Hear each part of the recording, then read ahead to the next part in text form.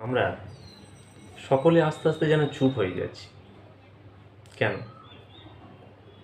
কারণ আমরা যদি কারোর সাথে তর্কে যাই, তর্ক বিতর্ক যাই হোক বা কোনো আলোচনা, সেখানে গিয়ে নিজস্ব মতামত বা নিজে যেটা বুঝি বা জানি সেটা যখন ব্যক্ত করি, সামনের জন যে আছে সে যদি কোনোভাবে মনে করে যে আমি তাকে হারিয়ে দিলাম বা আমি তার জানাটার উপরে বেশি জানি বা আমার জানাটাকে তাকে বোঝাতে গেলাম, তখন সে যতই কাছের বন্ধু হোক, সে আমার উপর রাগ করবেই একটু।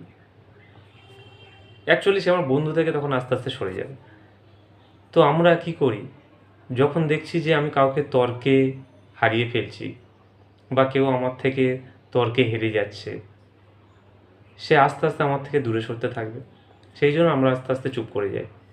কী দরকার নিজের বন্ধুবান্ধব, আত্মীয় পরিজন বা অন্য কেউ কার সাথে তর্কে গিয়ে?